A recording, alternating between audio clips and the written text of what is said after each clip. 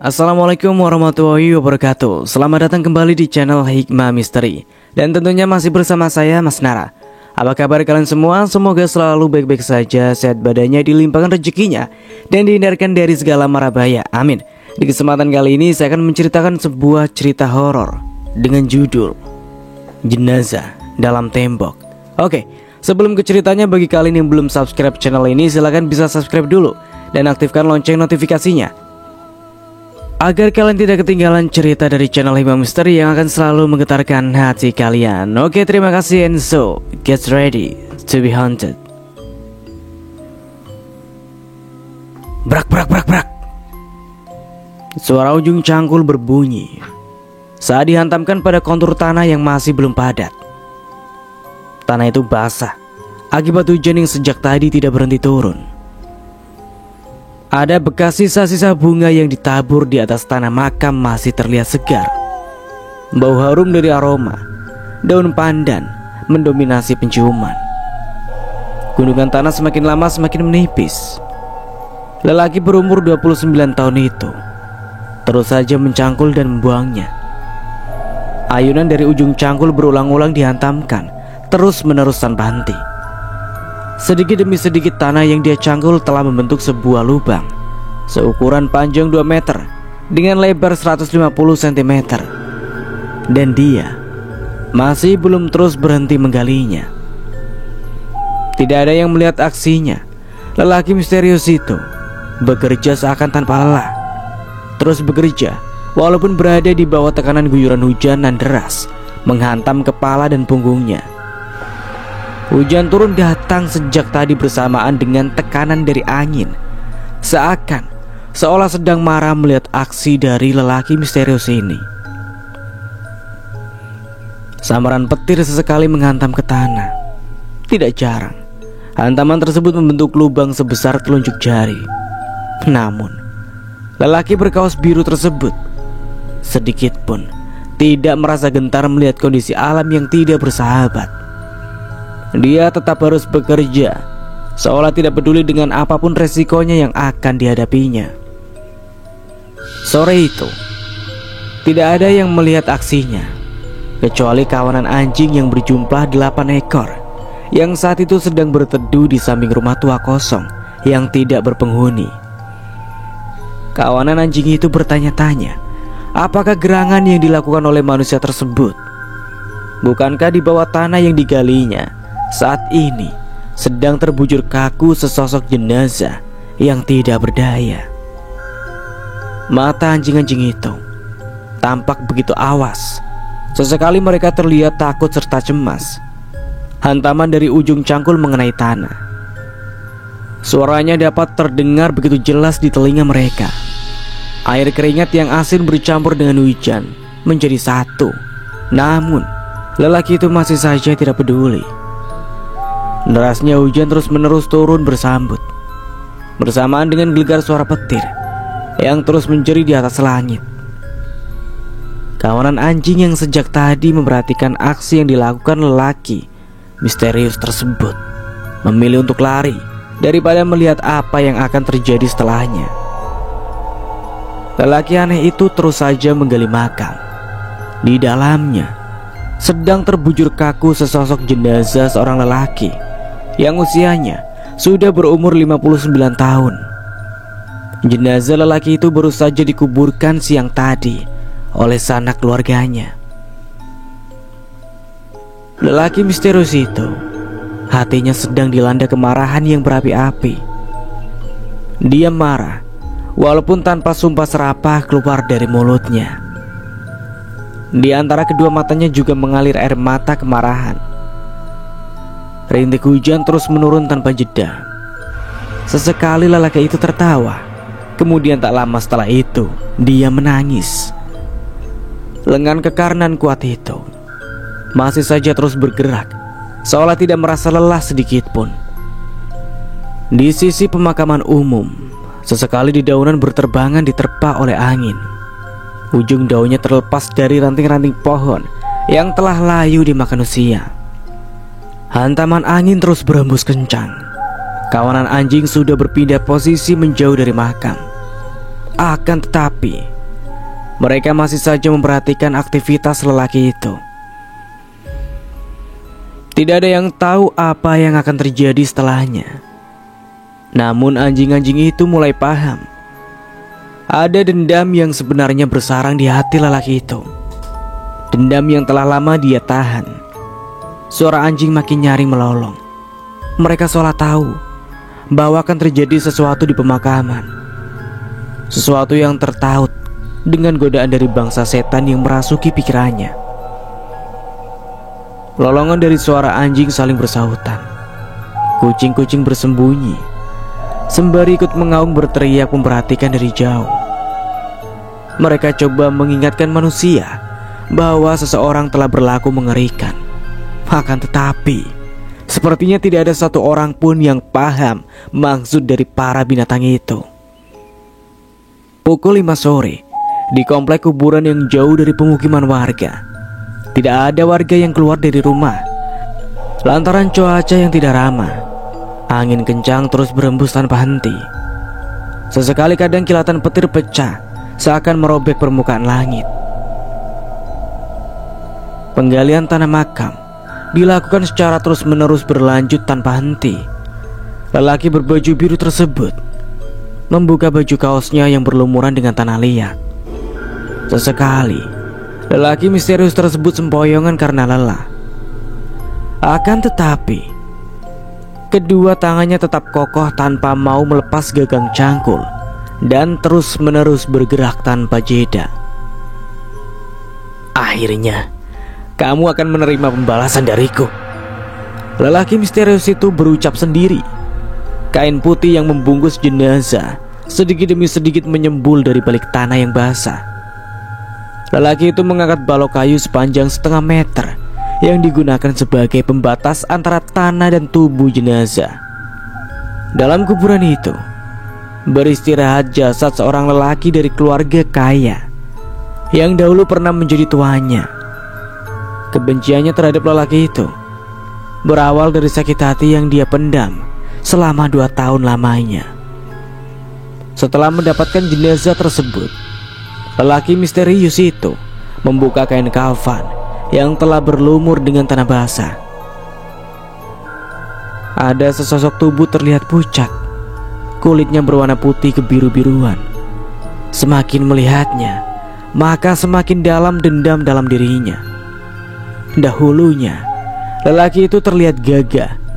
Di lehernya selalu tergantung kalung emas dengan berhiaskan permata jamrud berwarna hijau yang besarnya seperti jempol kaki.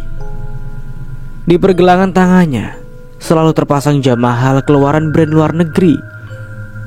Dan di jarinya juga melingkar cincin emas berwarna putih. Namun semua benda berharga tersebut kini telah tiada. Tidak ada senyum walaupun berada dalam kemenangan penuh terhadap musuhnya. Wajah yang dipandanginya semakin lama semakin terlihat memuakkan. Tidak ada rasa kasihan ataupun rasa iba. Kemarahannya justru semakin memuncak ketika mengingat kembali semua apa yang pernah dilakukan orang itu dahulu pada dirinya dan keluarganya.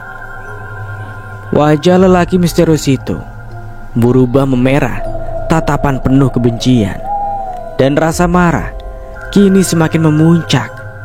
Tangan yang marah itu menggenggam kuat gagang cangkul dan siap menghantam wajah jenazah. Apa yang hendak dilakukannya diurungkan sejenak. Telapak kakinya dia taruh di atas wajah jenazah tersebut. Hah! Cih! Lelaki misterius tersebut meludah wajah jenazah. Dia marah dan jengkel. Namun ada rasa ingin menangis. Betapa dia sangat membenci lelaki yang sudah tidak bernyawa itu. Apa hebatnya kamu sekarang, hah? Lelaki misterius itu berteriak memaki dengan suara yang lantang. Bangsat! Apa hebatnya kamu sekarang? Dia menginjak wajah jenazah tersebut berulang-ulang. Dia pun melepas celana, lalu dengan sengaja mengencingi wajah jenazah mantan tuannya. Usai melampiaskan segala kemarahan, hatinya masih saja belum puas. Lelaki yang diliputi dendam itu terus menginjak wajah jenazah berulang-ulang. Benci tetaplah benci. Apa yang sudah diperbuat pada jenazah itu tidak akan juga mengakhiri kebenciannya. Oleh karena dendam yang tidak berhenti, dia pun mengangkat ujung cangkul, lalu dengan beringas memukul wajah jenazah tersebut sampai berulang-ulang kali. Wajah jenazah itu menjadi rusak, pecah dan hancur. Usai melakukan aksinya, lelaki misterius itu tidak mengembalikan kuburan mantan tuanya. Dia membiarkan makam tersebut terbuka lebar. Lelaki itu berteriak marah. Dia seolah baru saja mendapatkan ketenangan hati serta kemenangan. Dia tertawa kegirangan. Akhirnya, kini dia bisa membalas segala kejahatan yang dahulu pernah dilakukan oleh jenazah itu terhadap dirinya. Baginya, orang jahat ini harus menderita. Dan karena dahulu semasa hidup dia tidak bisa membalas, namun kini pembalasannya tetap terbayarkan sudah. Belum puas merusak dan menghancurkan wajah jenazah, lelaki misterius itu pun naik ke permukaan kuburan. Kemudian mengambil parang yang sejak tadi telah dia siapkan. Lalu dia dengan beringas menebas, memotong serta memutilasi tubuh mantan tuannya. Usai membalaskan dendamnya, dia pun pergi dari area pemakaman. Dia mengambil sepeda motor butut keluaran tahun 2011 yang terparkir depan pagar makam dan berjalan dengan santainya dalam keadaan puas serta rasa bahagia.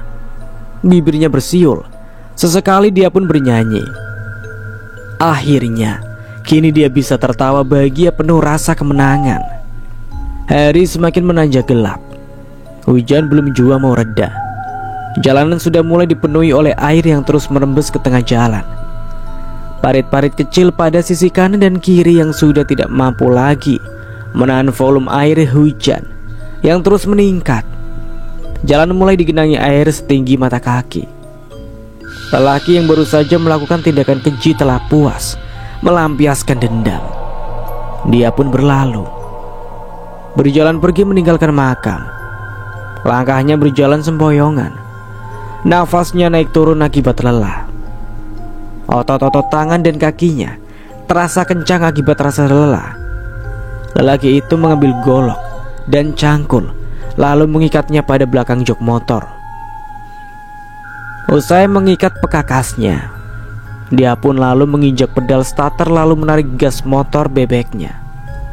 Sepanjang perjalanan, sesekali dia tertawa mengikik. Hatinya terasa lapang, bahagia bercampur sedih. Bahagianya karena bisa balas dendam, sedih jika mengingat apa yang telah terjadi dengan dirinya beberapa tahun silam. Namun, raut wajah yang mengikuti suasana hati berubah-ubah emosinya dengan sangat cepat. Entah setan dari mana yang telah datang menggoda pikirannya. Tiba-tiba saja lelaki itu hatinya kembali diliputi rasa dendam. Apa yang baru saja dilakukannya masih belum membuatnya puas. Dia tetap tidak bahagia, walaupun sudah melampiaskan segala dendam yang bersarang dalam hatinya. Sekarang, dendam itu justru semakin menjadi-jadi. Pikirannya melampaui jauh hendak membalas semua rasa sakit yang pernah dideritanya. Dia memiliki pikiran hendak melampiaskan rasa marah dan dendam pada anak dan istri serta cucu musuhnya. Setelah melewati perjalanan lebih dari 45 menit, motor Supra butut yang dikendarai akhirnya sampai di rumah barakos sewaan yang baru saja dia sewa sejak sebulan lalu. Rumah barakos adalah rumah kecil yang bersusun bersebelahan saling berdempet tembok. Barak ini terdiri dari 2 blok. Setiap blok bersusun 8 pintu. Satu blok lagi saling berhadapan. Sama-sama memiliki 8 pintu yang sama. Beberapa pasang mata memperhatikan lelaki misterius itu saat dirinya berjalan kaki menerobos banjir. Motor Supra miliknya dia dorong, berjalan dalam kubangan air dalam menaikinya ke atas rumah Barakos. Kebetulan memiliki pondasi yang cukup tinggi dari jalan, sehingga bagian atas selasar bangunannya tidak tergenang air. Kehadiran lelaki misterius itu selalu mencuri perhatian. Menurut tetangganya, lelaki misterius itu cukup aneh. Mereka sering melihatnya tertawa sendiri tanpa sebab. Para tetangga sangatlah enggan menegur atau menyapanya. Dan sebagian besar tetangganya adalah para wanita muda yang rata-rata para suaminya bekerja harian. Di rumah Barakos kecil yang didiaminya, lelaki misterius itu hidup sendiri tanpa siapa-siapa, kecuali hanya berteman dengan seekor tupai kecil yang dikurungnya dalam kurungan burung. Binatang kecil lucu berwarna abu-abu selalu dia beri makan buah pisang. Tupai itu didapatkan sejak 6 bulan lalu ketika memancing di sebuah danau kecil di dekat perkebunan kelapa sawit. "Hei, kawan kecil," ucapnya sembari menjatuhkan buah pisang ke dalam kurungan plastik berwarna hijau yang menggantung di dalam ruang tamu. Pakaian yang dikenakannya pun masih dalam kondisi basah. Nafasnya naik turun. Lelaki misterius itu menjatuhkan tubuh kurusnya di atas kasur kapuk setinggi 15 cm. Dia tertawa tanpa sebab.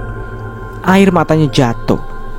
Namun tawa lelaki itu tidak bisa berhenti, dan terus saja tertawa tanpa henti. Wajahnya tersiksa, walaupun sudah berusaha untuk tidak tertawa. Akan tetapi, emosinya tidak bisa mengontrol perasaan hati yang kacau balau. Sudah sekian lama, lelaki misterius itu mencari kesempatan terbaik untuk membalaskan seluruh dendam yang membara di dalam hatinya selama ini. Kini, penantian panjangnya ia tunaikan. Akan tetapi, masih saja belum bisa memuaskan hasrat dari rasa marah yang dia pendam. Postur tubuhnya yang kurus berambut gondrong sampai di atas bahu. Di atas bibir tepat di bawah hidung terlihat sebuah bekas jahitan. Dahulu saat kecil, bibirnya sumbing akibat kebiasaan buruk ibunya selama masa kehamilan dahulu yang begitu akrab dengan asap rokok, serta memiliki kebiasaan buruk meminum alkohol. Ya, walaupun tidak semua anak yang terlahir dengan bibir sumbing akibat kebiasaan buruk si ibu selama masa kehamilan, bisa juga biasanya diakibatkan karena faktor genetik yang mengakibatkan penyatuan bibir yang tidak sempurna. Lelaki itu menarik kotak rokok dari dalam kantong celana training sebelah kanan yang basah dan kotor. Kotak rokoknya basah. Walaupun basah, rupanya plastik yang menempel pada permukaan kotak rokok masih bisa menyelamatkan sebagian isi dari air hujan. Lelaki misterius itu pun memilih rokok filternya yang masih kering, memilah bagian rokok yang kering supaya mudah saat akan dibakar. Hujan belum jua mau mereda. Barakos seluas 9 kali 4 meter persegi terasa amat sempit. Setelah mendapatkan sebatang rokok kering, pematik api berwarna hijau dengan tulisan 2000 pada ujung korek mengeluarkan kembang api kecil, lalu menyulut sumbu gas hingga menyembur api kecil yang membakar ujung puntung yang sudah menempel di antara dua bibirnya. Bibir berwarna coklat pucat mulai menghisap ujung filter rokok. Asap berwarna putih menggumpal di depan wajahnya. Saat berhenti menghisap rokok, dia kembali tertawa tanpa sebab yang sangat jelas. Tubuh yang masih dalam keadaan basah dia semprotkan dengan minyak wangi beraroma bunga cempaka. Harum menyeruak, tercium ke dalam seluruh penjuru ruangan. Lelaki misterius itu masih tetap tertawa mengikik. Dia kembali mengingat kejadian di masa lalunya, dan tertawanya justru semakin tidak bisa dikontrol. Padahal apa yang sedang dirasakan oleh suasana hatinya saat ini 100% murni kesedihan. Tawanya bukan karena sedang mengekspresikan rasa senang, melainkan karena rasa sedih yang tidak mau kunjung berhenti. Lelaki berbadan kurus itu sejatinya pengidap penyakit langka yang bernama pseudobulbar effect, semacam sebuah penyakit yang mengganggu sistem saraf di dalam otak, di mana akan membuat si penderitanya akan mengalami perubahan emosional yang tidak wajar.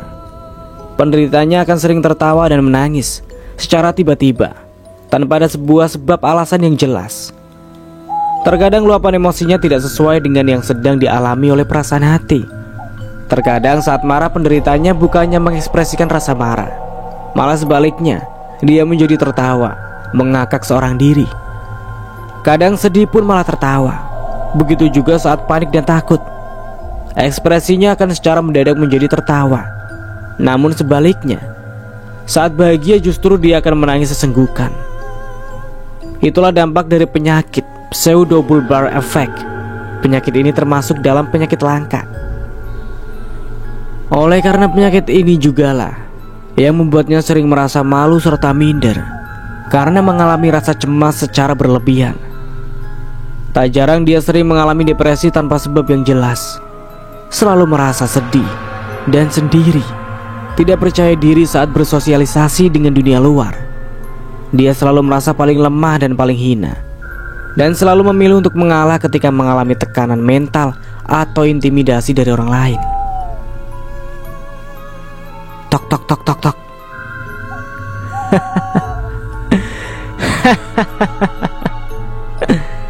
Lelaki misterius itu terus saja tertawa di kamarnya. Emosinya sore itu sedang naik turun. Tetangga sebelah rumahnya seringkali menguping kegiatan lelaki itu. Terkadang pada tengah malam selalu terdengar tawa mengekek, padahal dia hidup seorang diri. Hampir semua orang di lingkungan barak kos menganggapnya dirinya aneh dan misterius, dan sebagian mengira dia orang gila. Padahal secara berpikir dirinya masih waras dan jauh dari istilah gila. Di dalam segala kekurangan serta keterbatasan melawan penyakit ini, lelaki misterius ini dahulunya pernah sempat membina sebuah rumah tangga. Namun sayangnya umur pernikahannya tersebut tidaklah lama. Takdir berkata lain.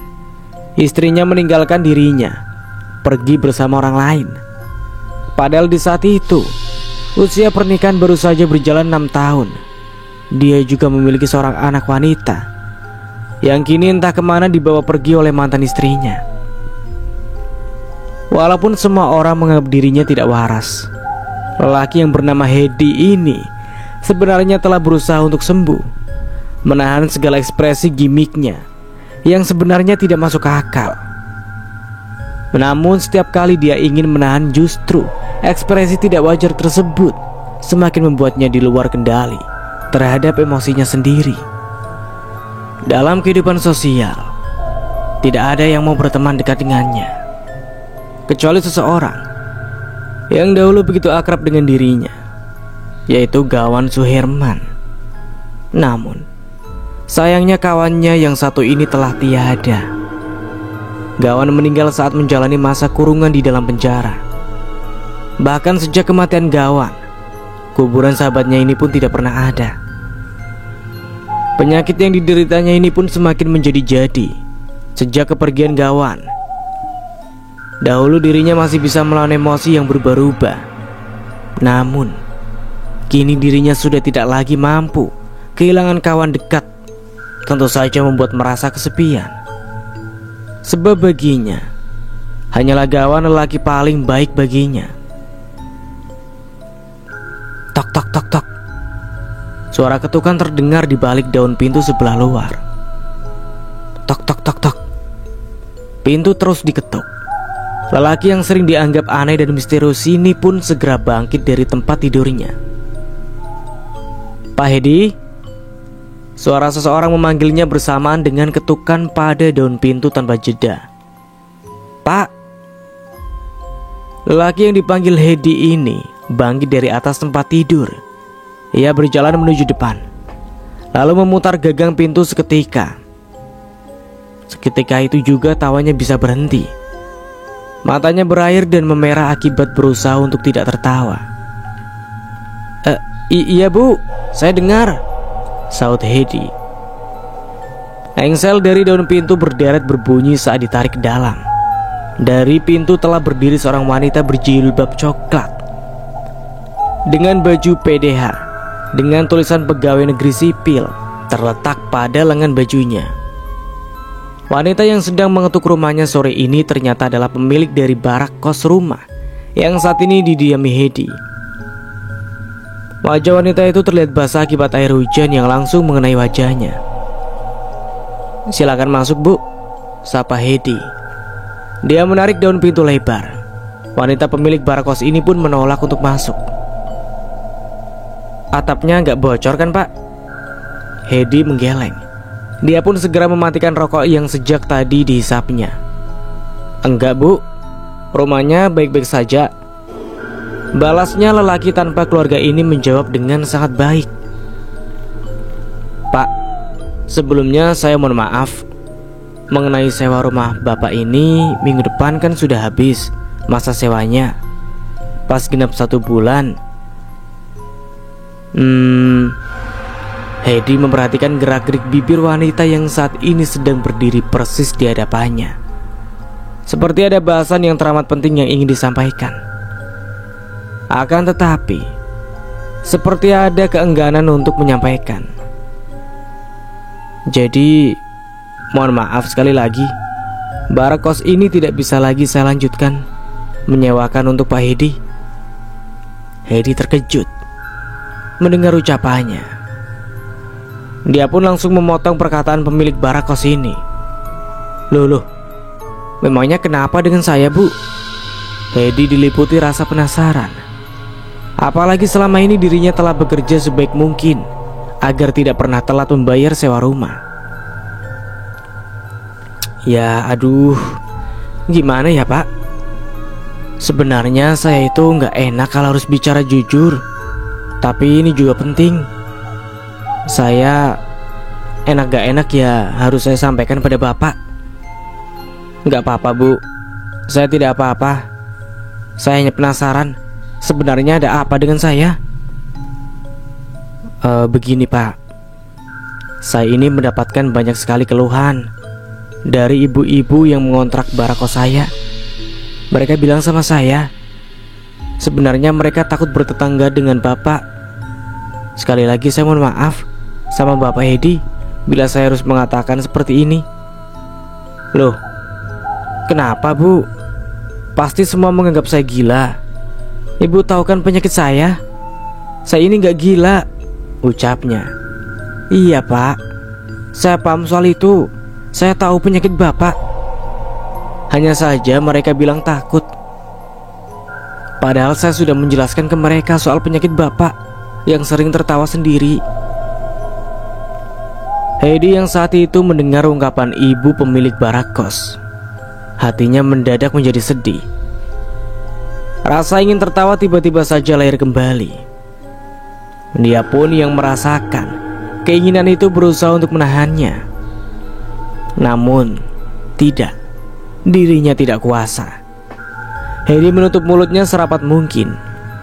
Dorongan untuk tertawa terasa kuat, sehingga tidak bisa lagi untuk ditahan. Air mata keluar dirinya. Sudah berusaha untuk tidak tertawa, namun dorongan itu justru semakin kuat. Dia pun akhirnya tak kuasa menahan, lalu tertawa lepas. Wanita pemilik kos ini sebenarnya menyimpan rasa kasihan melihat kondisi psikologis Hedi yang berat. Namun apa dayanya, dia harus mengambil keputusan ini karena semua sepakat ingin Hedi yang pergi atau mereka semua pindah semua dari barak kos. "Mohon maaf, Pak," ucapnya. Dia pun berbalik badan meninggalkan Hedi yang terus saja tertawa di belakangnya. Sebenarnya cukuplah sedih, merasa tidak tega. Wanita yang bernama Mulisa ini pun harus memilih bahwa inilah keputusan terbaik, yaitu meminta Hedi untuk keluar dari barak kos miliknya. Dia memang harus mengambil pilihan ini sebab dia juga membutuhkan penghidupan yang layak untuk anak-anaknya. Fisik Hedi yang kurus dengan mata bulat di bawah alis, tatapan mata yang tajam, memang akan membuat siapa saja yang melihat akan merasakan aura yang takut. Akan tetapi, pemilik kos yang tidak lain adalah rekannya di rumah sakit. Mau tidak mau, harus mengutarakan ini kepadanya. Wanita pemilik kos ini bernama Mulisa. Barak kos 16 pintu ini sebenarnya milik mertuanya. Ia mendapatkan tanah dan bangunan ini lantaran warisan dari suami. Tapi sayang, suaminya telah meninggal dunia sejak beberapa bulan yang lalu. Tentu saja, sebagai wanita single parent, Mulisa harus berjuang sendiri menghidupi keluarga, serta menjaga usaha keluarga yang dahulu dirintis oleh kedua mertuanya agar tetap hidup dan menghasilkan pundi-pundi keuangan untuk membayar kebutuhan air dan membayar kelebihan tagihan listrik. Banjir akibat air hujan yang tidak kunjung berhenti, kini volumenya sudah di atas mata kaki, membuat wanita yang berumur 35 tahun ini bersegera pulang, sebab ia meninggalkan kedua anaknya di rumah. Gelegar suara petir membangunkan anak bungsunya, yang tadi sempat tertidur pulas saat ditinggalkan di atas ayunan kain. Mulisa mengganti pakaian dinasnya yang basah kuyup, melepas baju PDH dan mengganti dengan daster tipis berwarna hijau tua. Ibu muda ini lalu meraih anaknya. Ia menggendong supaya hati anaknya menjadi tenang. Pukul 5:30, suara azan mulai terdengar dari kejauhan. Lalu suara seruan sholat saling taut-menaut dari berbagai surau-surau dan masjid dari segala penjuru kota Sampit. Di dekat rumah Mulisa memang ada surau kecil, tempat di mana biasanya warga terutama kaum lelaki biasa aktif untuk sholat di sana. Dari corong toa yang dipasang di atas menara berwarna kuning putih, terdengar suara panggilan azan yang ikut bersambut mengabarkan waktu perintah sholat telah sampai. Surau kecil yang terletak di sisi jalan besar ini juga tidak luput dari banjir. Lantai keramiknya mulai kebasahan. Karpet-karpet serta sajadah diangkat pada tempat yang lebih tinggi agar tidak terendam dan rusak. Senja itu, surau ini tidak dapat digunakan untuk sholat karena air banjir telah merendam sebagian lantainya. Walaupun surau senja ini tidak bisa digunakan untuk aktivitas sholat karena lantainya sama sekali tidak bisa digunakan untuk beribadah. Akan tetapi takmir tetap menunaikan tugasnya agar azan tetap dikumandangkan. Sebagai wanita yang berstatus janda, Mulisa hanyalah hidup bertiga dengan kedua anak laki-lakinya.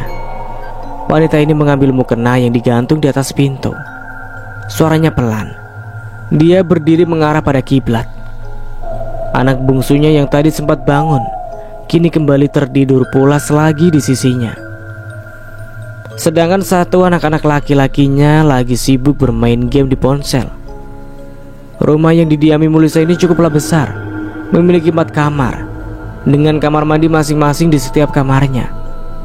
Rumah besar ini sebenarnya milik mertuanya, sedang rumahnya dahulu bersama suaminya sudah ia jual sejak dia dan suami mendapatkan jatah rumah warisan bersama dengan rumah barak kos 10 pintu yang saat ini sedang dikelolanya. Rumah besar berlantai marmer ini sejatinya dibangun dengan lantai pondasi yang tinggi, sehingga sampai detik ini meskipun ada banjir tetap masih belum bisa masuk ke dalam rumah. Mulut Mulisa bergerak mengiringi doa dalam setiap gerakan ibadah. Air mata berlinang di saat dalam sholat. Ia lagi-lagi teringat almarhum suaminya. Namun apalah daya, bahwa setiap manusia memiliki masa umur kadaluarsa dan memiliki akhir dari setiap dunianya masing-masing. Hedi, lelaki yang sore tadi membongkar kuburan ini, dirinya kini menangis jadi-jadinya. Hatinya benar-benar terasa sakit dan kecewa. Dia mengekspresikan marahnya dengan berteriak sembari mencabik-cabik kasur kapuk dengan pisau dapur sepanjang 15 cm. Debu kapuk bertebaran ke seluruh penjuru ruangan kamar. Dia yang marah mencoba melampiaskan segala isi dalam hati. Hedi benar-benar tidak bisa menahan marah. walaupun sudah sekuat mungkin menahannya. Namun tetap saja air mata bersamaan suara gelagak tawa dan terkadang teriakan keluar dari mulutnya. Tetangga yang bersebelahan dinding dengan barak kos yang didiami oleh Hedi mencoba menguping. Ia coba mencari tahu dengan cara menempelkan telinga pada tembok. Apakah yang saat ini sedang diperbuat oleh tetangga anehnya? Barak kos ini, penghuninya kebanyakan penyewaannya adalah orang-orang yang sudah berkeluarga. Pemiliknya begitu selektif dalam menerima penyewa, dengan syarat utama mereka harus berkeluarga. Kecuali Hedi, lelaki ini tanpa pengecualian. Sebab Mulisa sangat mengenal lelaki ini, karena dia juga bekerja di rumah sakit yang berprofesi sebagai seorang pemandi mayat. Tentu saja Mulisa sangat mengenal karakter dan sifatnya yang menurutnya baik dan pantas untuk ditolong. Itulah mengapa dia mengizinkan Hedi menyewa salah satu barak kos miliknya.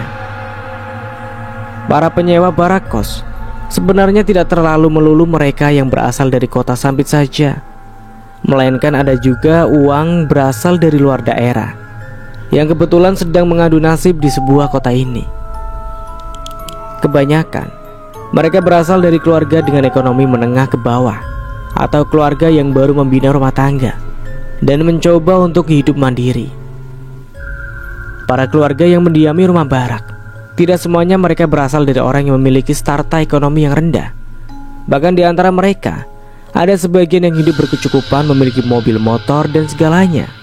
Sebab rumah barak kos rata-rata dibangun dengan fasilitas yang memang ideal untuk keluarga muda yang ingin hidup mandiri.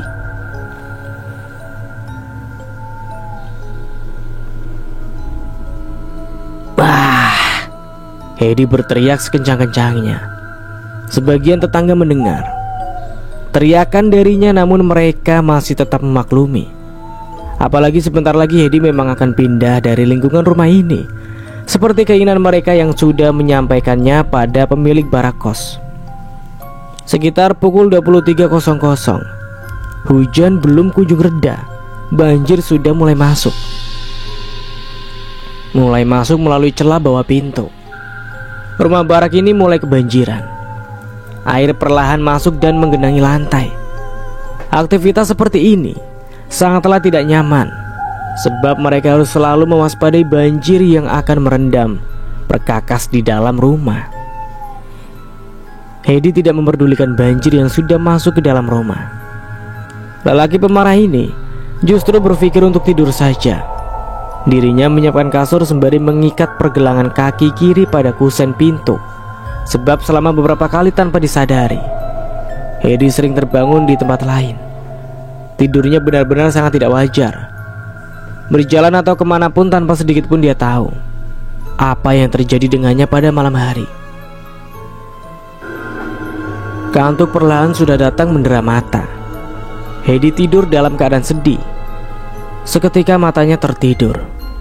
Namun anehnya, saat bangun dia sudah berada di suatu tempat yang berbeda menurutnya. Dan menurutnya ini sangat aneh. Dia bermimpi aneh. Dalam mimpinya, dia melihat Gawan mendatanginya. Hedi yang rindu pada sahabatnya merasakan sebuah pelukan hangat. Gawan merangkulnya hingga membuat lelaki ini mulai merasakan ketenangan. Apa yang harus aku perbuat, Bang? Semua tidak menyukaiku. Aku diusir dari tempat tinggal. Mereka mengatakan bahwa aku ini gila. Gawan hanya diam. Dia mengusap wajah Hedi. Lalu tubuhnya melepuh seperti cairan kental dan berjatuhan ke tanah. Namun menjadi aneh, dalam mimpi Hedi sama sekali tidak merasakan sedikit pun perasaan takut. Dia justru tertawa sampai mengakak. Bruk bruk bruk. Suara gedoran dari pintu depan membuatnya harus terbangun di tengah malam. Hedi yang sebagian kulitnya berkeringat menyadari telah ada seseorang yang menggedor rumahnya di tengah malam. Dia yang masih belum sadar sepenuhnya segera melepas ikatan tali pada kaki. Hedi segera keluar ruangan depan mencari tahu siapa gerangan yang menggedor rumahnya di tengah malam begini? Pintu dibuka. Suara engsel berderet berbunyi. Lelaki berotot dan berbadan besar berdiri di depan pintunya.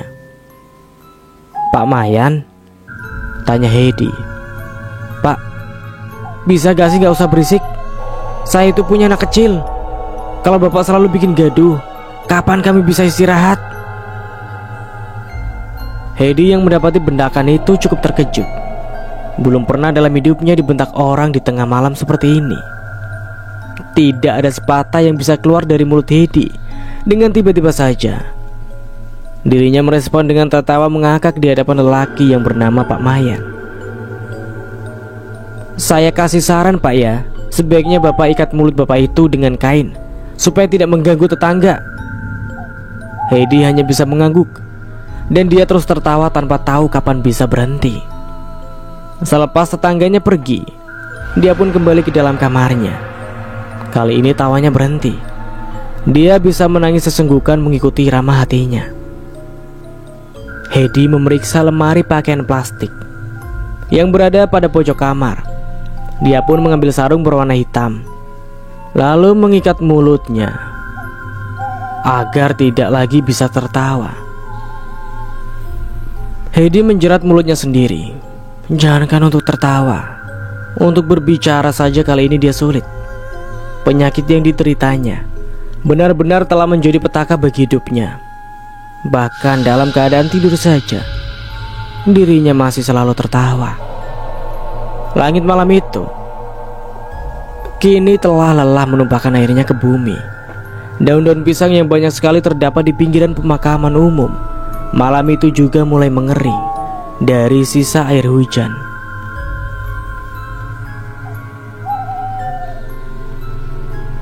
Kawanan anjing yang sore tadi melihat kuburan dibongkar oleh seorang lelaki misterius, kini mereka mendatanginya kembali. Walaupun sore tadi sempat ketakutan, namun anehnya kawanan ini seakan memiliki rasa penasaran jua layaknya manusia. 8 ekor anjing tadi coba mencari tahu apa yang sudah dilakukan lelaki tersebut kepada penghuni makam. Langkah kaki 8 ekor anjing berjalan hampir beriringan. Kaki kanan sebelah depan lebih kuat mencengkeram permukaan tanah yang basah, walaupun mereka hanyalah kawanan anjing. Tapi rasa keingintahuan mereka juga cukuplah besar, mengingat hujan yang sejak tadi tidak kunjung reda, sehingga tidak ada kesempatan mereka untuk melihat makam tersebut lebih dekat.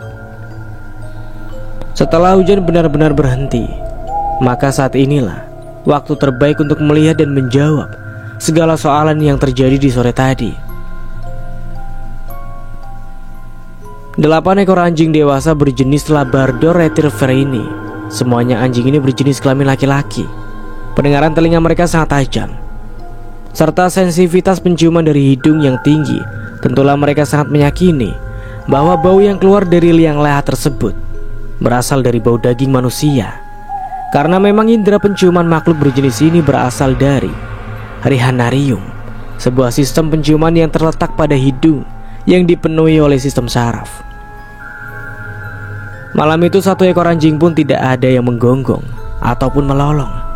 8 pasang mata binatang karnivora tersebut semuanya terarah pada isi kuburan. Ternyata hujan yang telah turun selama 8 jam sejak tadi telah membuat galian ini terisi oleh air sedalam 40 cm. Seekor anjing melompat masuk ke dalam makam melalui gundukan tanah yang ambrul ke sebelah sisi lubang kuburan. Anjing tersebut mengais-ngais air hendak mengambil salah satu dari potongan tubuh jenazah. Kaki kecil anjing, walaupun tanpa memiliki jari, namun mulutnya telah berhasil menangkap salah satu potongan dari jenazah. Melihat kawan di bawah telah berhasil mendapatkan potongan tubuh, 7 anjing lainnya pun melolong ngeri di tengah makam, seolah mengabarkan kepada penghuni malam yang mengisi kegelapan bahwa mereka telah mendapatkan sesuatu yang mengerikan. Suara lolongan anjing terdengar menggema dan terasa mengerikan, membuat siapa saja yang mendengarnya akan bergidik ngeri, anjing yang berada di bawah galian makam mencoba untuk memanjat dinding. Namun kaki kecilnya justru malah membuatnya terperosok jatuh karena tanah yang masih basah tidak mampu menahan tubuh anjing tersebut. Gagal memanjat dinding kuburan, anjing yang sudah terlanjur terperangkap dalam galian makam itu mencoba lagi memanjat. Namun sayangnya percobaan kedua kalinya tetap gagal, sehingga anjing ini mendapat kesulitan dan terus berjuang berusaha naik walau harus jatuh terguling di dalam kubangan air. Percobaan berikutnya dimulai. Walaupun masih sering terjatuh, akan tetapi anjing tersebut justru tidak mau menyerah. Dia kembali mengulang aktivitasnya lebih dari 6 kali percobaan. Dan akhirnya di lompatan ke-7 kalinya, anjing ini berhasil naik kembali ke atas. Di tengah malam, berkabut sunyi seperti malam ini, mendengar suara lolongan anjing tentulah rasanya akan menjadi mencekam dan ngeri. Walaupun warga ada yang mendengar, namun tidak ada satupun dari mereka yang berani keluar dari rumah ataupun berani mengintip melalui celah jendela. Mereka yang mendengar justru bersegera mematikan lampu dan bersembunyi di balik selimut tebal. Kawanan anjing terus melolong bergema mencari perhatian mereka. Dan mereka berusaha untuk menyampaikan kabar pada warga bahwa mereka telah mendapatkan sesuatu yang harus dilihat oleh bangsa manusia. Semakin lama, suara lolongan seperti serigala itu terdengar semakin panjang. Rasanya terdengar menakutkan serta mencekam. Warga yang malam itu masih terjaga dalam malam justru merasakan aroma ngeri. Apalagi masih banyak orang yang percaya apabila pada tengah malam mendengar suara anjing melolong panjang, artinya kawanan anjing tersebut sedang melihat penampakan hantu. Sehingga tidaklah heran jika ada warga yang mendengarnya justru lebih memilih untuk tidak mencari tahu dan menghindar dari rasa takut, dan bersegera untuk diam ataupun tidur.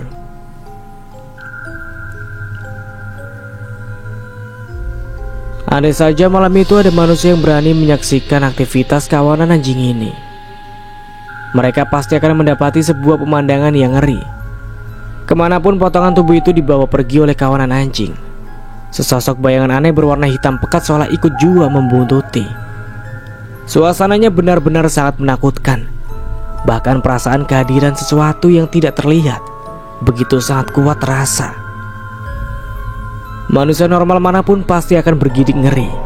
Apalagi kawanan anjing tadi terus saja melolong dan berkeliling ke setiap sudut kampung untuk menaruh potongan tubuh berupa tangan dan 4 jari yang masih utuh. Perilaku manusia terkadang memang di batas luar kewajaran.